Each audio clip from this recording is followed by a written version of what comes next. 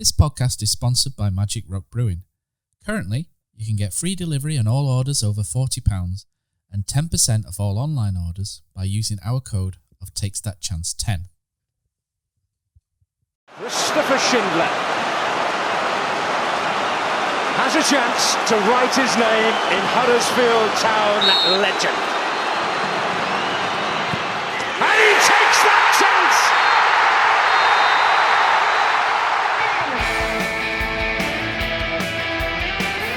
Play down the left and Moy stayed onside. Here's Mounier! 2-0 Huddersfield Town on the opening day of the Premier League. 1-2 wicket Tunga. Here's Moy, right-footed. 1-0 Huddersfield Town. Lindelof misses his header. De Quattro's in. Round De Gea. 2-0 Huddersfield Town. 2-0 Huddersfield Town. Here's Sanka to turn it into the pass. Yes! And Tommins scored. Tommins has scored one of the most important goals of Huddersfield Town's history.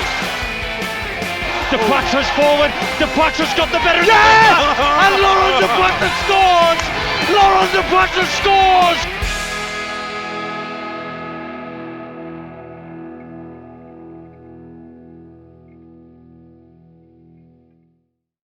So hello and welcome to the warm-up episode 12. The weather outside is frightful, as you've probably seen, but the banter on this podcast is so delightful, hence the cringing voices from Chris and Marcus. Welcome to the episode. I'm your host, Brady Frost, and I'm joined by the stat man himself, Chris Markham. Chris, how are you? I'm all right, mate. I never thought I'd say this, but I've missed Matt's cringy warm-ups after that. Honestly, Matt, where are you, mate? I'm only joking. No, Chris, we all know that was poor, and this is pre-recorded, but still, we just need to forget that ever happened. Okay, yeah. Okay. Matt, he pulled up with an injury in the warm-up, but we've pulled off a cracking emergency loan signing. It's Huddersfield Town women assistant manager, Marcus Wilkinson. How are you, Marcus? Good evening. I'm very good, thank you. How are you? I'm all right, mate. Yeah, just less said about that intro, the better. Yeah, we're going to say, you can't be much worse than the intro, so... Bloody hell, first guest appearance, and he's oh God, come back. We're 1-0 down early on. We just need to get back on full terms soon. Yeah, not the start we wanted, but the fans were class. Not anyway, gentlemen. Allow me to set the scene. You don't have to cast your mind back very far. Obviously, we recently played Watford. Nice 2-0 win with probably one of my favourite goals of the season, the Etienne Capuron goal. That was hilarious. But they do have a new manager. That's what happens when you play Town. They just have to sack the manager because we're just far too good. So they're Watford, where we're going down to Vicarage Road. They're sixth in the table. As I mentioned, they've got the new boss, 40-year-old Xisco Munoz. No idea if I got that right. He was his kind of experience. He guided a team in the Georgian League to the league title, so not a big name. He's been in charge for 3 matches, 1-0 win over Norwich City and 2 defeats to Swansea and Man U in the Cup. So it's fair to say we don't really know much about him, but it might be a bit of a different game. So interesting when I was kind of looking into this, though, Watford seemed to be the most informed team on their own turf in the league, which kind of surprised me. So in 11 games, they won 8, drawn 2 and lost 1. So I was quite interested about that. So that's kind of previewing the away game. But Chris, can you tell us a little bit about what you thought about the previous game, the 2-0 victory at home? Yeah, I think it like you say, it's such an interesting one and a hard one to predict this in a million ways. Like if I was still there and trying to analyse this for the manager and the coaching team, I'd be doing my nut because anything that could go wrong and be uncertain is uncertain, which obviously get on to in a minute. But obviously in that last game, as we mentioned before that, which we actually, like you say, got the manager sacked, they actually started with a back 3, where we mentioned maybe in the warm-up pod that was an option that they might go with, and they actually ended up going with it.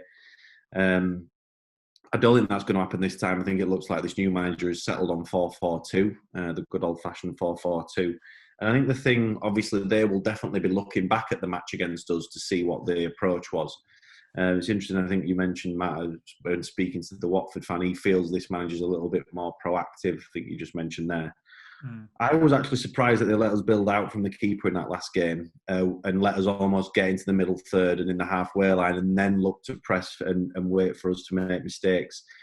It is harder to high press with the back three, I suppose, which obviously what they went with. So obviously the game plan was more to let us have it, get into that middle third and then try and work us and get us to make errors in that middle third so they could counter-attack with their pace, which we said we were worried about that they had with Sarr and Gray. Sadly for them, or really delightfully for us, it wasn't us that made the errors. So obviously, as you mentioned, the own goal. But if you look early doors on that game, the first goal was obviously a big error from Ben Foster trying to play out from the back, gets closed down, and it's a tap-in almost for the first goal. And then obviously they had a couple of good chances. Ryan Schofield made a couple of good saves in the first half, and then the own goal as well. So really, out of a tight game with not much going on, it was going to be mistakes that led to that goal and that to the goals and the big moments in the game. And I thought that's what happened. Obviously, the second half then becomes a different entity. So then they pressed a bit more. We allowed them to dominate. We allowed them territory. We allowed them. And to be honest, we were fairly, other than a couple of, again, some more decent point blank saves from Schofield. It wasn't like we were under siege. I thought we dealt with it fairly well. So obviously we then saw it out for a 2-0. So I think that the interesting thing is what the new staff for Watford will take from that game, and the other things again that for Watford being a good home team, us being a poor away team. I think the three games you've described for Watford: Norwich near top of the league, Swansea away, hard game against a team in the playoffs, and then United in the cup. This might be the first game that the new manager feels he can target as well, particularly when he sees the list of people who we're not going to have available. So I think it's going to be really interesting and such a difficult one to predict. But based off the last game and the new manager, I think, it signs point to the fact that they might actually come out and have a bit of a go at us this time, maybe press us a bit higher and commit more bodies forward. Obviously, they're going to have two strikers, and with the two wingers they've got, including Sarr, it might even look more like 4-2-4 at times. Yeah, no, those are all great points. I mean, Marcus, Chris kind of touched on some good stuff there. Do you kind of agree, similar, the mistakes were how we really won the game, really, and also with this new boss, it might be a bit of a tough one on Saturday? Yeah, echo everything Chris said there. I think he summed everything up perfectly. The game back at the John Smiths, like you say, was the first goal was an error from Ben Foster, where normally he'd clear his lines and then we don't go in front at that moment. But like you say, the new managers come in, they've gone to an old style 4-4-2, and the point that I want to touch on that Chris touched on there, he'll have seen the fixtures and he will have probably highlighted us as one to really get the season going for them. So I think it'll be a total different Watford side to what we played against a couple of weeks back anyway. No, definitely. And just to, make everyone feel even more positive, we've only won twice on the road this season. So I'm going to come to you, Marcus, actually, for a key player from Watford that you think could cause us a couple of problems on Saturday. I think the main one is the young Brazilian, João Pedro. I believe he's just been out with an injury, and I think he's just back in selection now. So, a really good, young, skillful, talented player who was also the top scorer this season. So I think he's one that we need to try and nullify the best we can. There's quite a few, but I think João Pedro is the standout one for me. Chris, what about yourself? Yeah, I think we said it last time, and the one thing that is constant, I suppose, and the one thing that we do know is the players who are going to be playing, which I suppose helps. Or we know the squad that they've got hasn't changed too much. For me, when I looked at the last game as well, I thought when they did have Joy, it did come down there right, like we thought it would with Sarr, and I'm going to stick with him. Again, he's an easy one because he's probably the best player, one of the best players in the league on his day. But when they did look dangerous, I did think it was down that side and, getting in behind a couple of crosses. And obviously, led to their better opportunities. So I am going to go for Sarr. I think it'll be interesting to see how we respond to how he played last time and obviously the pace that he and Andre Gray will have down that side. Yeah, definitely. And we've touched on the injuries, but that'll be a big test defensively for Toffolo. I was tempted, like you, Chris, to pick someone I picked last time, which was Ken Semmer. I actually thought he was a bit underrated and quietly went about his business. But I've actually gone for the keeper. I think Ben Foster had a bit of an interesting season. Obviously, doesn't really make mistakes and was the victim of Jamal Lowe celebrating in front of his GoPro camera the other week, which was amusing and fair play. If you do a YouTube channel, mate, in the Championship, you've got to expect a bit of banter. Oh, exactly. 100%. Quality. 100%. But yeah, I picked Foster because, weirdly, I think this build up to the game, it's one of them where we've got loads of injuries. I almost feel like it's kind of, we've got nothing to lose. No one's really expecting us. And unfortunately, I could, because he made that mistake in the previous game and it was so close, I expect him to be up for this one. So, yeah, for the few chances we have, I think he'll be on it, especially at home. But anyway, enough about Watford. We're a town podcast, so I want to hear your town key players. So, Chris, I'll come to you first because I went to Marcus first last time. Yeah, I think I've probably summed it up there. It was going to be Sarr. Obviously, we now know that's not the case. He's not playing. The reason I say that is last time, like I mentioned briefly there, I did think they targeted him in and out of possession. I thought they let him have the ball when we were building. And I thought obviously the high-profile errors that Sarr has made for goals this season in possession. And I thought out of possession as well. They did play on him. Gray played on him a little bit and tried to get inside and link closely with Sarr. Obviously now without him, without a lot of the centre-backs, it's going to be a huge test for whoever plays there. If it is Critchlow, Noble, and I'm going to go Toffolo though. He's going to end up being the leader of that back four this week. And we keep saying it often. There's a lot of good right wingers in this league, and none of them better than him. An away game, backs to the wall. It's going to be hard work for him. But if he can nullify that threat, and obviously he does give us impetus going the other way as well. I think we're going to probably have to make the most of our opportunities when we do get in the final third. And if his delivery is good and his energy gets us up the pitch, then it might make us things a little bit easier at the other end. Yeah, no, I think he needs to have a good game for us to get something. And like you say, seems like everyone's out. I'm surprised they're not going to bring Boovy out of retirement for this one. So good pick, Chris. Marcus, what about you? Who do you think is going to be key to Town getting some joy from this game? A slightly different one, but I've looked at everything in terms of the players we've got available to us and a different kind of shape. But when I say a different one, I'm going to go with, after his performance against Plymouth, Alex Vallejo. I think, the centre-backs options were very youthful at the back. We don't have a lot of experience, so I think I'd personally put him in there alongside Hogg, just to be the shield and just to protect them younger lads at the back. So I think he can stop the midfield of, he likes of Cleverley and if Will Hughes comes in. It's a good shout that for loads of reasons, but as well because he's good on the ball. Mm-hmm. With the 4-4-2 shape that they're going to play, we can dominate that middle of the pitch numbers-wise. Yeah. We can stop them getting on it. If you do have a Hogg of a Leo and then one of our other centre mids playing a little bit more advanced, it does give that good shield as well. I think that's a really good shout, actually. Yeah. Probably a good way for us to try and dominate possession, and that might be the best way of us not conceded. Keep ball. Yeah, no, I agree. I think that's a great shout, Marcus. I nearly thought of putting Vallejo myself because, to be honest, I thought he was one of the good things from the FA Cup game. Mm-hmm. But I've actually gone for probably the only fit senior striker we have at the moment, which is Fraser Campbell. I feel like, again, I've touched on him a lot. I've been impressed with him this season. He's not a prolific goal scorer, as we've talked about, but I think his work rate and, if we're going to get any joy, I think he needs to kind of hassle and harry the Watford defence, for us to get an opening. And he'll put a shift in, which I think he'll need to, given how many injuries we've got. So, I've gone for Campbell there.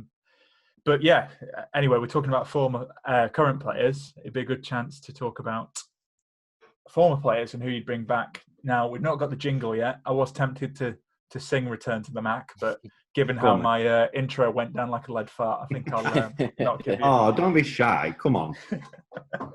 No, I'm not. It's not the quiz. I've not had a drink, so I can't do it. But, who...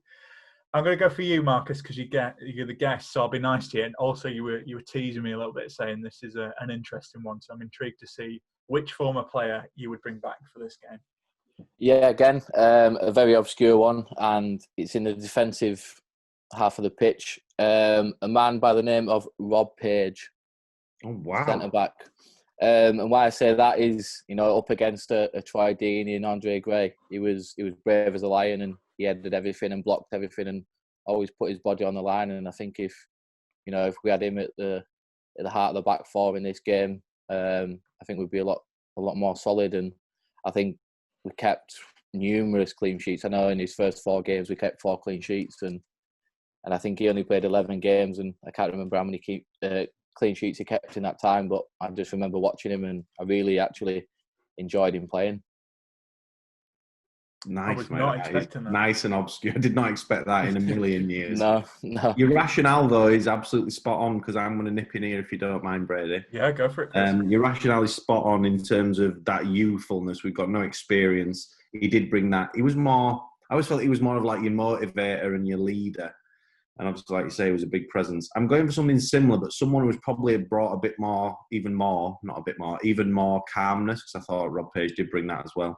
Someone maybe that was a little bit more suited to this system as well, in terms of being a bit more comfortable on the ball and being able to suit us that way. I'm not sure Rob Page would have been enjoyed 1v1 against Andre Gray playing out on the touchline. So I'm going to go Chris Lucchetti. He had 2 spells with us, and when we first signed him, was for a decent amount of money, and he was a young player and ended up being captain for us. So I'm going to go Chris Lucchetti, like a double spell. So he returned to the Mac squared, return to the Mac. So, I'm going to go Chris Lucchetti. I'm also going to, we have been in touch with the mysterious Mr. Shaw, and he's sent across his pick, and he's gone for someone who's going to, again, add a little bit of calmness, but not in the defensive line. Someone who can dictate the play, and obviously, like we've mentioned about Vallejo and Hogg, might be instrumental in that middle of the field.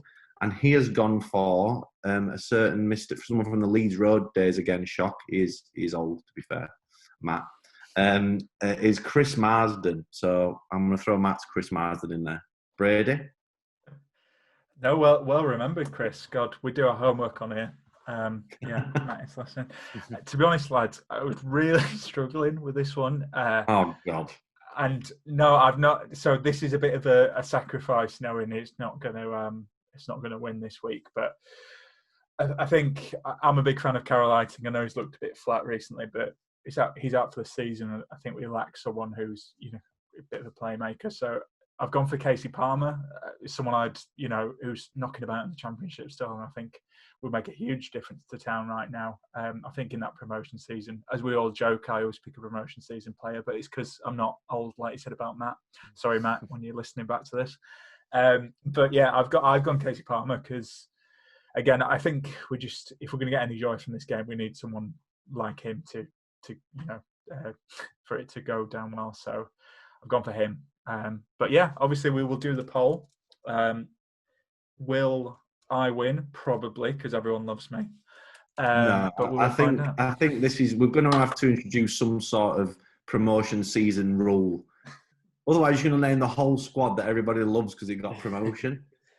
It's, you'll be naming like Joel Coleman. I love Joel, but you'll name him just because he'll be the only person you've not mentioned out of the promotion squad. Paunovic, he's going to be next. Paunovic. I'll give you that, mate. Touche. So while we all, laugh on, in the meantime, we'll hear from a Watford fan. So to tell us a little bit more about the new boss and stuff, we spoke to Geordie from Watford podcast From the Rookery End, and here's what he had to say. Cool. So I'm joined online now by Geordie Connor from the Watford podcast From the Rookery End. Geordie, how are you? I'm doing well, mate. Yourself? Yeah, can't complain, even though we can't really go outside at the moment. But anyway, got football to keep us entertained. So obviously it wasn't long since we played each other. It was just last month. But what did you make of Huddersfield in the previous match? I think you guys are, like I said, a solid championship team. I don't think you're necessarily the favourites to get promoted, and that's going to be kind of how you started the season. I don't think you're expecting to get relegated. I think we spent a good period of our time in a similar position a few years back, kind of where obviously the playoffs keep you excited to an extent. Towards the end of the season in the Championship, we was hoping that you're going to go on that run of like 8 games of wins, but obviously you don't. But it keeps you interested. I think, looking at it, you're 23 games in and you're 13th. So I think you're pretty much an established, safe Championship team. And I guess that gives you a base, if you like, to build on, because I didn't think when we played last time that you had any particular outstanding players that you depended on excessively. So it's not like someone's going to come in and pinch your star player and suddenly you're going to sink down the table. I think you've got a good basis. So I think with and this is going to be a bit rich coming from a Watford fan, a bit of stability and confidence and slowly building. I think you've got a stadium that is worthy of a higher level. You've got an infrastructure there. You've got a decent sized town to back you up. It's not like you share the town with Huddersfield City or whatever, or we would be City End town, would it? But Rovers or something. So I think you're in a good position. You've got an old Watford hero in Jonathan Hogg, who kind of played a big role in that goal against Leicester. That was quite famous when he headed it back to Troy Deeney. So I think you're in a position where you'll give anyone a game. But I don't think you'd be in any danger of getting relegated or getting sucked into that. I think there's plenty of teams that are just doing that for themselves. And but similarly, I don't know if you'll have enough of a good run over a long enough period of time and sustain it to get yourself kind of in the promotion contention. So I guess it's what you call like a good Championship team in transition. But you kind of you won 2-0 against us and didn't have to work for it too much. Yeah, well, it's nice to see you on the charm offensive as well, mate. That'll go down very well with the listeners. But yeah, I think we were quite lucky. We made quite a few mistakes normally in the season, so it was nice to have 2 mistakes in the previous one. But what was kind of surprising, I think, for us anyway, was to see Vladimir Ivic get sacked after the game. And you've got your new boss in now, Zisco. First of all, were you surprised to see him go? I know Watford's got a bit of a reputation, and then also, I know it's early days, but what's the new boss doing differently? I don't think if you've been following Watford for the last decade, you can be overly surprised if a bad 3 or 4 games results in a change of head coach, because I think there's 3 things you can change. One is the people making the decisions, one is the players, and one is the head coach. And inevitably, one of those is only one person. And is a lot easier and quicker to do. So the head coach role at Watford is a bit of not a poison chalice, because that makes it sound like it's a bad thing. But it's not a manager in a traditional sense. So obviously, probably our most famous manager is Graham Taylor, and he was Elton John was the chairman. Elton John kind of bankrolled it to an extent with his musical business, and Graham Taylor ran the club, and he was the buck stopped with him. At Watford, they've got a system which, when it works, it works. And so the first few sackings that we were getting stick for, the fans didn't bat an eyelid, because the way it was is, Scott Duxbury and Gino Pozzo and one other technical person, depending on who's in that role, will kind of maintain the consistency. And the head coach's job is then to run the football side, run the football team. And the benefit of that is, in theory, that if a coach leaves and takes the coaching staff, he doesn't gut the club, and and take all your scouting prospects and all the bits with it. It's just the coaching level has to be replaced, which obviously generally a manager or coach comes with his coaching staff. So it makes sense. So when we were letting people go in when we were in the Championship and even in the Premier League, when Flores and Matsari went, it wasn't too much of a problem. But it feels like, to me, a little bit when Marco Silva left, it wasn't on the club's terms. And it feels like since then, and it's maybe been a bit too simplistic, it's been a bit more reactive in our approaches. And we've kind of, whereas before it was strategic, a manager to establish in the Championship, a manager to get us up, a manager to keep us up, a manager to grow us, and then Silva, in theory, a manager to take the next step. Since then, it's been firefighting and panicking, which has kind of seen the situation we had. And we hoped we'd drawn a line under it with Ivic, because obviously, like the end of the season, and relegation was like a chance to put a line under it. And he came in, and obviously he was touted as a disciplinarian, and he is kind of your typical James Bond villain, kind of Balkan, kind of never smiled, kind of villainous looking character. But maybe he was too much of that, and it kind of sucked the joy a little bit out of it. And whether it's player power, whether it's the fact that really as a team that's recently been relegated and still got players that would consider themselves Premier League players, and we weren't attacking enough, particularly on the road, maybe they felt that they're not scared to make a change. So I wasn't surprised to see him go, because even though we were in contention, we weren't running away with it, and we were kind of probably where we should be based on how we were playing. But that's because we were doing very well at home, and as you saw, kind of Keystone Cops on the road, or sitting deep on the road rather than taking the game to a team, which you'd hope would do. So Xisco Munoz came in. He's been at, I think, Tbilisi in Georgia. So again, unless someone's like, loads up all the leagues on Football Manager, they probably won't have heard much of him. But he, as a personality, is very much chalk and cheese. He's very bubbly.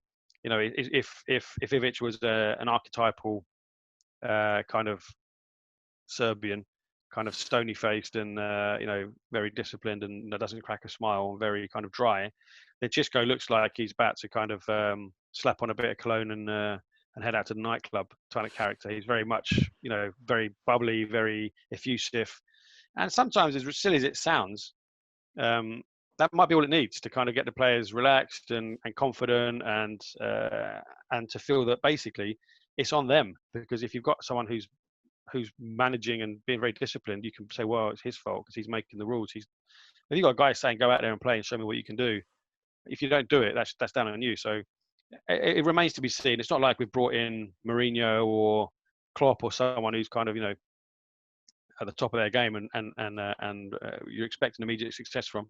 I have to keep my fingers crossed with him. But he's had a very hard start. Obviously Norwich, his first game, Swansea, his second game, and Man United, his third game. So top two in the Championship and then top of the Premier League at the moment. 1-1 against Norwich, lost 2 by a single goal.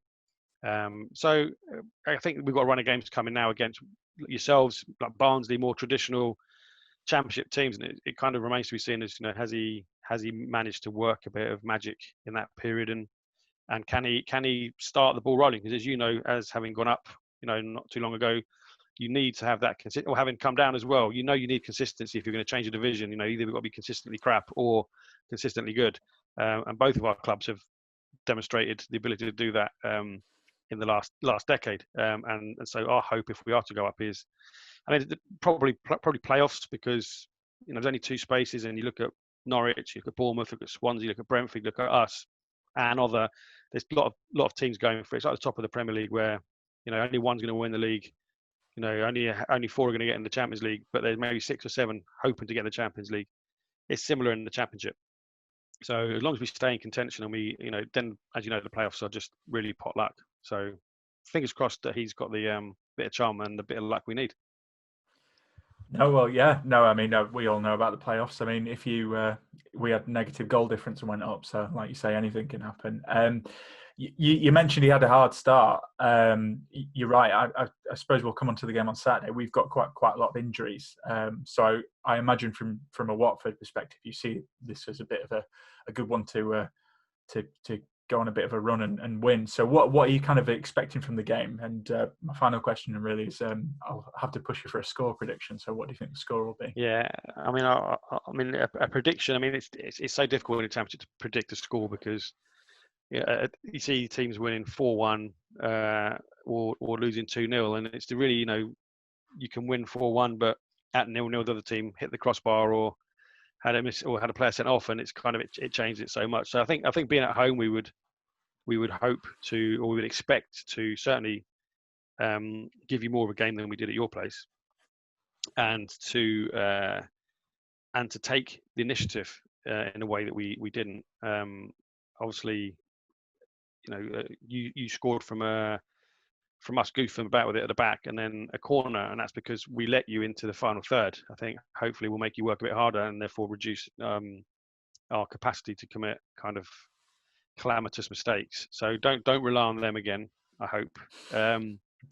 So I guess you beat us 2-0. I don't think we'll beat you by more than 2. If we beat you, I don't think it's going to be particularly a rout in any way. I would expect, even under Ivovic, our home form was better than our away form, much better, and that's why we are where we are. So a tight game, 1 goal, 2-1, 3-1 maybe to us if we get a bit lucky in front of goal. Always liable to concede one, so that's why I've not given us a clean sheet. But I guess as long as it's not like a really boring 0-0, or you guys winning, from my point of view, then anything's good for him to kind of get back to starting a winning run, because obviously a winning run has to start with one game, and having lost our last league game to Swansea, ideally for us it would be you guys. So I think that. But again, like I said to you before, I wouldn't be surprised if you did a double over us. We're not dangerous. I don't know if you watched the Man United game. One of the areas we lack proficiencies in front of goal. So we haven't got a centre forward who is a goal scorer. And obviously we create chances. I think I saw a thing with like XG and stuff, and we would be do much better than if the games had finished according to the XG, which obviously some people don't really pay much attention to. But that's our problem. So if you guys want to return the favour and give us a couple of sitters, then that will help and be very gratefully appreciated. Well, ask and you shall receive, because we do have quite a few injuries to the defence, so we're going to have to chuck a load of kids in. So you might just get your wish, mate. But Geordie, thanks so much for coming on, man, and best luck for the rest of the season after. Yeah, likewise. Of course, yeah. All right. Okay, so that's what Geordie had to say when he spoke to me, because, it's all about me. So anyway, I'll shut up in a sec, and it's time for us to be the coach for this game. So we're looking at our lineups and a score prediction. I forgot a match spiel about the managers, something to do with Wagner's hat and Corberan's chinos. But what lineup are you going for, lads? I'm going to come to you, Marcus. Again, I'm being nice because you're a special guest who's helping us out. So what lineup are you going for? Bit of a tough one, really, with no Nabisar, Eiting, and Benza, Pritchard or Diakabi, but no pressure, mate. Yep, so I'm going to go for a 4-2-3-1 formation with Schofield in goal, Pippa, Edmonds, Green, and I'm going to go with Harry Toffolo at centre-back, and then Jayden Brown in at left-back. I'm going to go with Hogan Vallejo as a midfield 2, with Rolando Aarons, Bakuna and O'Brien just behind Fraser Campbell. Oh, nice. I like that. What do you think the score is going to be, mate? Just before we... I can't remember. Yeah, tell us the score prediction. I'm going to put it out there and go 2-2. Oh, I like it. I'll tell you what, mate, I would take that right now. Snap your hand off. Well, then, Brady, what you got? Oh, I see what you're doing. Well, I think this is a tough one, to be honest, because, again, we've got so many injuries. So I've actually gone based on injuries. I've gone for 3-5-2 really. So I've got Schofield in goal. Obviously looks like Ben Hamer's off to Swansea anyway, so don't really have another choice. And I've got Edmonds, Green, and I've got Critchlow in there. But I've also got Vallejo because he can play centre back, and I think if Sarr's out, we need a bit of experience in there. And I thought he looked quite comfortable on the ball. I've got my 5 of Pippa, O'Brien, Hogg, and I was kind of weighing it up, but I've probably gone for Osterfield. Again, I think that's just lack of options really, and then Toffolo. And then for the 2 strikers, again, we've seen Benza and Campbell play there, but and Benza's out because he's self-isolating, even though tested negative. So Ward, it sounds like it's going to be on the bench, but not quite fit. So I've gone for Campbell and Phillips. I wonder if this is a game for Kieran Phillips. No pressure on the lad, really. Again, not expected to win. But unfortunately for my score, I see this being a loss. I think this will be a 3-1 loss. Chris? Yeah, I mean, the whole thing about this, like I said, is just so unknown. So I'm not even really sure. I want to try and guess the whole 11. I'll pick out a couple of bits from yours. I can see Vallejo playing centre-back. I can also, again, see him playing forward. I think with the 2 youthful centre-backs, that at least they'll be able to match that physicality and athleticism of the forward line for Watford of the front two there. And maybe with Vallejo and Hogg sitting in front, I quite like that idea of the 4-2-3-1. That's probably what I'd do. I'm not sure if it's what they'd do. I think the strength of the team is obviously going to be the fullbacks still. So Pippa and Toffolo, it's important that they're still in place. And I think in front of them, with obviously O'Brien, Bacuna, again, solid enough. Fraser Campbell working hard up top. It's just that back line that worries me. And playing a 4-4-2 against two high-class strikers, good wide players, it don't fill me with much confidence unless we can dominate the middle of that pitch. So I'd probably keep Vallejo slightly higher to try and control the middle of the pitch and outnumber them in central midfield. I just don't see a happy ending to this. The only happy ending I could see, and is almost like a disclaimer, is if they do continue to let us have the ball and try and build and try and pick us off. I think that would be awfully foolish considering the team that we're likely to put out and the fact it's the home game. They're so good at home, we're so poor away. We've got loads of injuries. It's just an uncertain time. So I can see I'm going to go with the same score that you did, Brady, 3-1 loss. God, we're so positive this week. I mean, to be fair, when the chips are looking down, something always unexpected can happen. I actually thought Pat Jones played pretty well as well, and obviously Aaron's in there. So who knows? We could be wrong, but let's hope we are anyway. But I don't think we've got a prediction right, mate. We probably should say we could be right. We might want to be right. There is a chance we might be right. But anyway, let's hope we're all wrong, and let's hope we have a surprise victory. But that's it for this week. Cheers to everyone for giving us a listen. And we'll be back with a live pod next week, but also with a Millwall preview because we've got a midweek game. So tune in for that. Oh, what a night. Late in May in 2017. Schindler scored, it was a heaven dream. What a feeling, what a night. Oh, what a night. Wagner singing, we are Premier League. The greatest sight St. George's Square did see. What an evening, what a night. Oh, I got a funny feeling when he walks and a fence, and then the commentator yelled he takes that chance. Oh, what a night. Lost so safe and mesmerizing me. Low charge and flattened all Chelsea. Stamford Bridge, oh what a night. Whoa, I got a funny feeling when he walks and a fence, and then the commentator yelled he takes that chance.